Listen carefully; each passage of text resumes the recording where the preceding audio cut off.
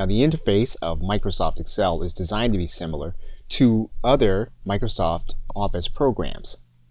For example, when you see the menu across the top, you'll notice that it's very similar to Microsoft PowerPoint and Microsoft Word. In fact, you'll notice that the home menu is going to be very much the same.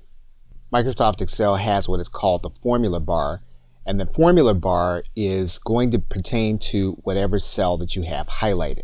So for example, if we write the word Google into the cell that we have highlighted, you'll notice the word Google inside of the address bar. That'll be the same if you have numbers in there also. And you'll notice that here. So if you highlight this cell, what you want to do is you want to write into the address bar to make changes. When you first click on a cell, you can write to that cell.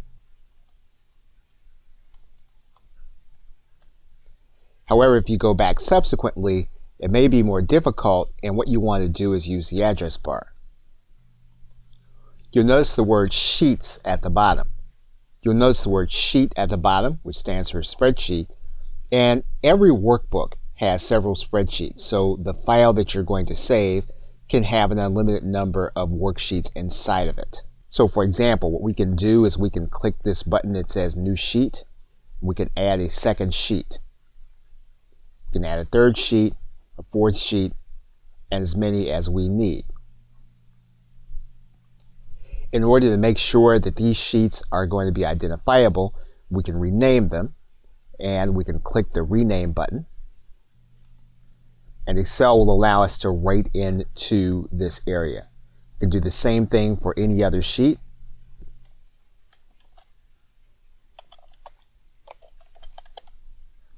And then we can write in to make changes. And making the sheet so that you can see more of it. You can also zoom out of the sheet,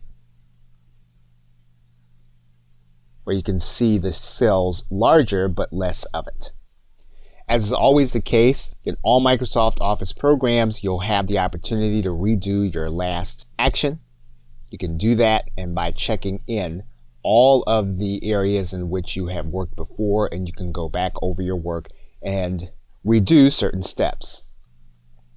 Now the bottom bar is also going to be customizable. If you go to this very bottom bar and you right click it, you'll notice that you can add in any information that you want to have here shown on your status bar, because as you're working inside of your cells, this status bar will tell you what's happening inside of the cell. And finally, just as you would inside of any other Microsoft Office program, each menu is going to have certain panels. For example, if we look at the home menu, we'll see the clipboard panel, the font panel, alignment panel, number panel, styles panel, cells panel, editing panel. And you've seen similar designs with Word, where you've got the clipboard panel, font panel, paragraph panel, styles panel, and editing panel. Same again with similarities with the clipboard panel, slides panel, fonts, paragraph, drawing, and editing. And we are now ready to begin working with the file menu. Okay, so with that, thanks, and I will see you in the next video.